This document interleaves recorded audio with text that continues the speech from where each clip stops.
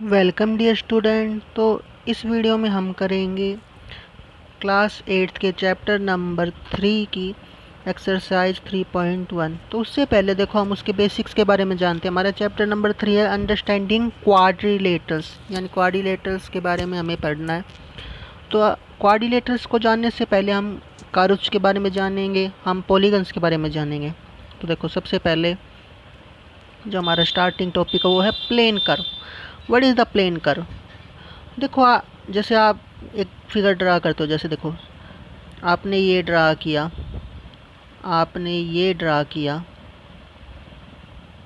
आपने ये ड्रा कर दिया, आपने ये ड्रा कर दिया। तो देखो इन सब में एक चीज़ कॉमन है कि जब आप ड्रा कर रहे हो तो आप कंटिन्यू हो, मतलब आप जो अपनी पेंसिल की टिप या पेन की टिप इसको आप उठा नहीं रहे हो और आप इसको कंटिन्यूस ड्रा कर रहे हो। तो ऐसी फिगर जिसको आप बिना पेंसिल की टिप को उठाए आप बना सकते हो, वो सब क्या कहलाएंगे? Plane curve. ठीक है, तो ये सब प्लेन कर्व है। ठीक है, आप इसको बिना पेन या पेंसिल की टिप को उठाए आप बना सकते हो, तो ये सब क्या कहलाएगी? आपकी प्लेन कर्व। देखो when you join a number of points without lifting a pencil from the paper the curve of form is called plane curve. तो ये सब प्लेन कर्व से देखो हमने, आप इनमें से जितने भी फिगर्स बनाएंगे ये सब बिना टिप पेन की टिप को उठाए बना सकते हो। ठीक है, तो ये सब आपकी क्या है? Plane curve. तो प्लेन कर्व बेसिकली कितने टाइप्स की होती है? 4 टाइप्स की होती है। देखो सबसे पहले आपके पास है सिंपल कर्व। ठीक है, सिंपल कर्व कौन सी होगी?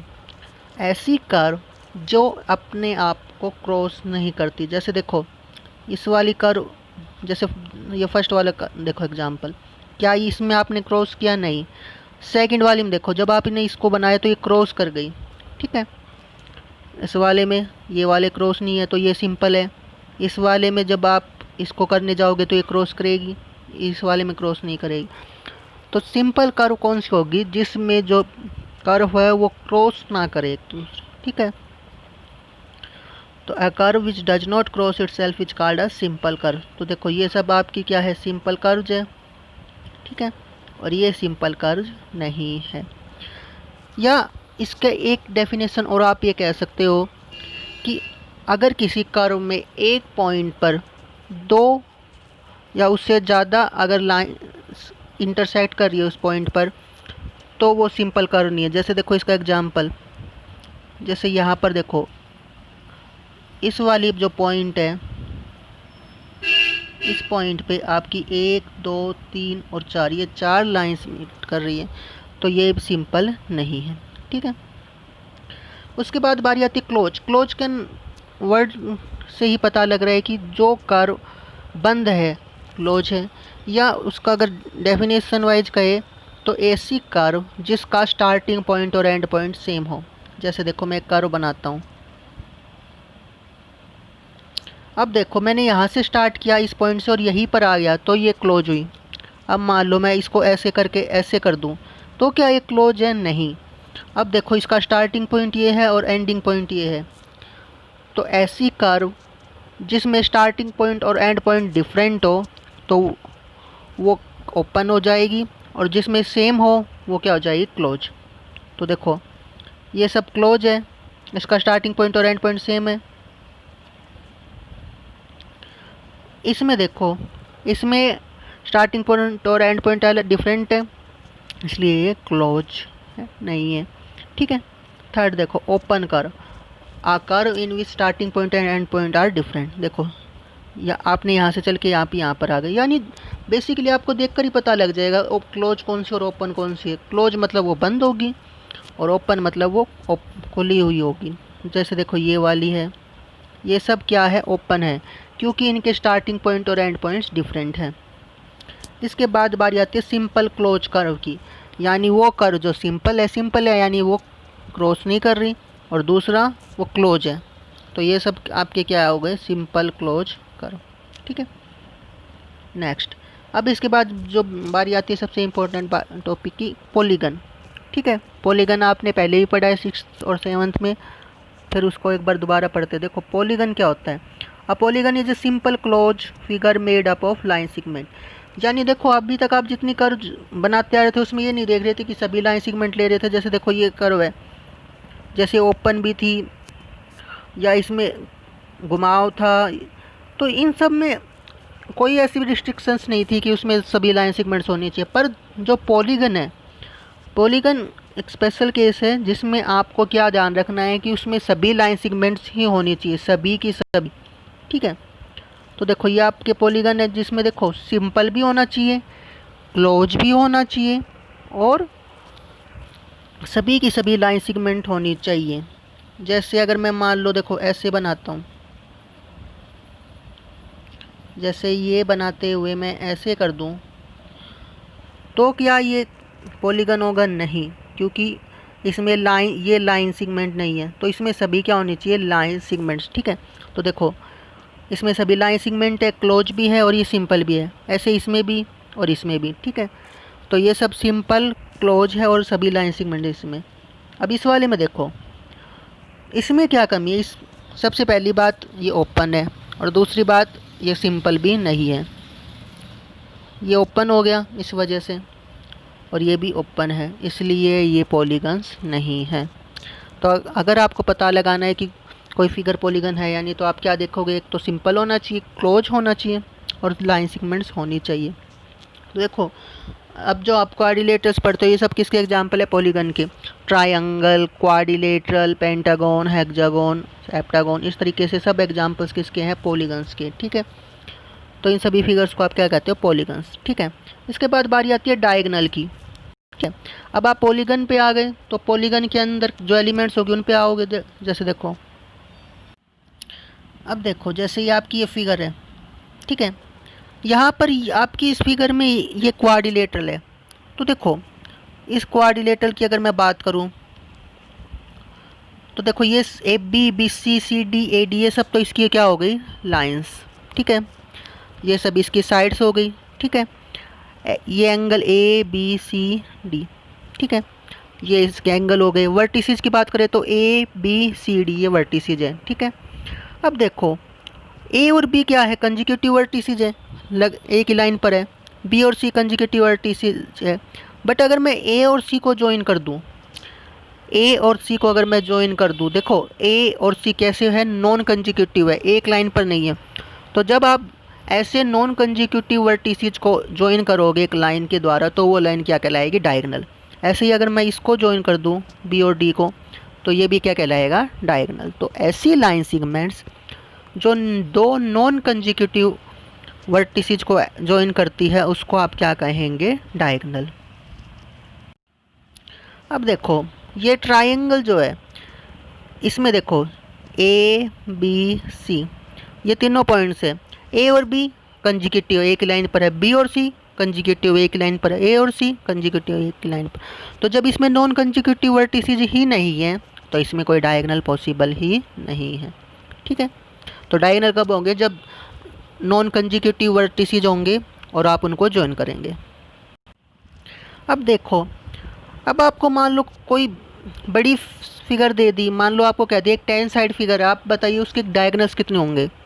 तो आप अगर उस फिगर को बनाकर फिर उसके डायगोनल्स ऐसे ज्वाइन करने जाएंगे तो आपको तो बहुत ज़्यादा टाइम लग जाएगा। तो यहाँ पर हमारे पास एक डायरेक्ट फार्मूला है जिससे आप नंबर ऑफ डायगोनल्स बता सकते हो किसी भी पॉलीगन के लिए।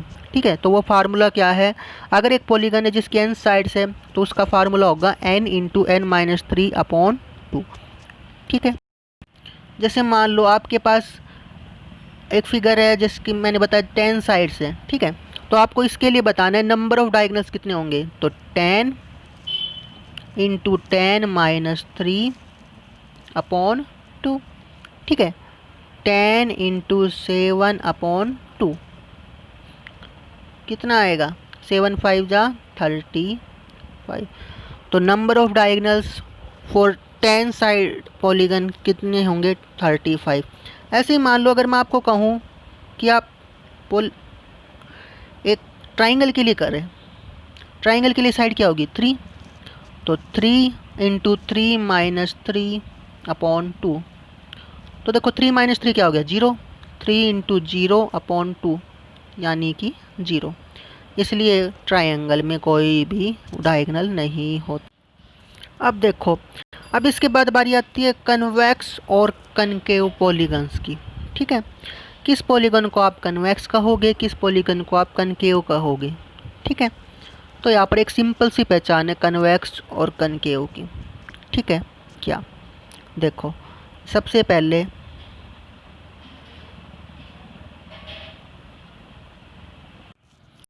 ओके स्टूडेंट्स, तो देखो आपको कन्वेक्स और कनकेव में पहचान करनी है।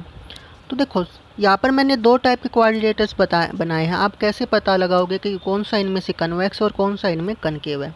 तो सबसे पहले देखो, जो एक कन्वेक्स पॉलीगन होगा वो एक ऐसा पॉलीगन होगा जिसका हर एक angle, each interior angle is less than 180 degree. ठीक है, इंटीरियर एंगल की बात करूँ तो देखो इसके कितने, जैसे इसका इंटीरियर एंगल एक, ये देखो ये इंटीरियर एंगल, ये एंगल, ये और ये, तो ये सभी जो एंगल्स हैं वो कैसे होने चाहिए, लेस देन 180 डिग्री। तो यहाँ पर हमें दिख रहा है डायग्राम में कि हर एक एंगल जो है इसका लेस देन 180 डिग्री है। 180 डिग्री एंगल मतलब होता है जो स्ट्रेट एंगल होता है। ठीक है, तो उससे सभी कम ही है। ठीक है, ज़्यादा कोई भी नहीं है।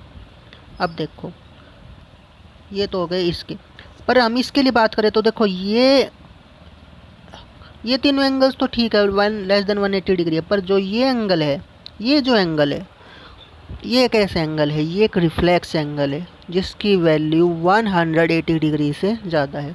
तो एक फ़र्क तो हमें ये पता लग ही गया कि कन्वेक्स और कनकेव में क्या फ़र्क होता है। कन्वेक्स पॉलीगन का हर एक जो एंगल होता है वो लेस देन 180 डिग्री होता है, और कनकेव पॉलीगन में एटलीस्ट वन एंगल, एक से ज़्यादा भी हो सकते हैं ऐसे एंगल जो रिफ्लेक्स हो, पर एक तो ज़रूर है। ठीक है, अब इसके बाद अगली पहचान देखो, मान लीजिए मैं इसके डायगोनल को ज्वाइन करता हूँ। ठीक है, मैंने इसके डायगोनल को ज्वाइन किया। ठीक है, तो मैंने इसमें देखा कि जो मैंने इसके डायगोनल्स ज्वाइन किए वो इसके अंदर लाई कर रहे हैं। अब मैं इसके डायगोनल्स को ज्वाइन करता हूँ। देखो एक डायगोनल तो ये हुआ नॉन कंजिक्यूटिव वर्टिसेज, दूसरा नॉन कंजिक्यूटिव वर्टिसेज ये है। तो जब मैं इसको ज्वाइन करूँगा इससे, तो यहाँ पर मेरे को एक चीज़ नज़र आ रही है कि जो इसका ये डायगोनल है वो इसके बाहर जा रहा है। ठीक है, तो ये ही दूसरी पहचान है कि कन्वेक्स पॉलीगन के जो डायगोनल्स है वो उसके अंदर ही लाई करेंगे, पर जो कनकेव पॉलीगन है उसका जो डायगोनल है, एटलीस्ट वन डायगोनल या एक से ज़्यादा भी हो सकते हैं, जो उसके अंदर लाई नहीं करेगा। तो यही आपकी पहचान है, ये आपका कन्वेक्स और ये आपका कनकेव। ठीक है, तो कन्वेक्स पॉलीगन एक सिंपल पॉलीगन है जिसमें each interior angle less than 180 degree होता है और diagonals lie in the interior. देखो ये सभी जो फिगर्स हैं, इन सभी फिगर्स में आप देख सकते हो इनके जो डायगोनल्स इसके अंदर लाई कर रहे हैं, और इसके सारे एंगल्स जो है ये लेस देन 180 डिग्री है। आप कोई भी एंगल चेक कर सकते हो। ठीक है, बट यहाँ पर देखो इसमें क्या होगा, इस जैसे इस वाले में ही हमने ले लिया तो ये एंगल जो है वो एक 180 डिग्री से ज़्यादा है, तो एक एंगल तो 180 डिग्री से ज़्यादा मिलेगा ही, और दूसरा इसके जो डायगोनल्स है वो इसके अंदर लाई नहीं करेंगे। ठीक है, इसके बाद बारी आती है रेगुलर पॉलीगन और इरेगुलर पॉलीगन की। ठीक है, तो रेगुलर पॉलीगन कौन से पॉलीगन होंगे, ऐसे पॉलीगन्स जिसकी सभी साइड्स और सभी एंगल्स इक्वल हो। जैसे देखो, जैसे एक इक्विलेटर ट्रायंगल का हम एग्जांपल है, तो इक्विलेटर ट्रायंगल में तीनों साइड्स इक्वल होती है और तीनों एंगल्स इक्वल होते हैं 60-60 डिग्रीज। ऐसे स्क्वायर में भी सभी साइड्स इक्वल, चारों साइड्स इक्वल है और चारों एंगल्स इक्वल है 90 डिग्री। ऐसे रेगुलर पेंटागन, रेगुलर हेक्सागोन, ये सब एग्जांपल्स है रेगुलर के। ठीक है, और एक ऐसा पॉलीगन जिसमें कोई साइड इक्वल, मतलब एक भी साइड डिफरेंट हुई या कोई भी एंगल डिफरेंट हुआ तो वो सब एग्जाम्पल होंगे इरेगुलर के। ठीक है, यानी सभी साइड्स और सभी एंगल इक्वल हुए तो रेगुलर है, अदरवाइज इरेगुलर है। ठीक है, तो देखो अब मैं आपसे जैसे पूछता हूँ, जैसे पैरेललोग्राम है, मान लो मैंने एक बनाया पैरेललोग्राम, मैंने पैरेललोग्राम बनाया। ठीक है, अब देखो इस पैरेललोग्राम में तो अपोजिट साइड्स इक्वल होती हैं, तो यही से पता लग गया क्योंकि साइड्स इक्वल नहीं है तो ये रेगुलर नहीं है। अब मैंने बनाया रोम्बस। ठीक है, रोम्बस में सभी साइड्स इक्वल होती है, बट जब आप एंगल देखने जाओगे अपोजिट एंगल इक्वल होंगे। ठीक है, सभी इक्वल नहीं होंगे तो रोम्बस भी जो है वो रेगुलर नहीं है। तो आज के लिए ही इतना ही। तो इस वीडियो से आपको समझ में आया होगा, तो इसको रिवाइज कर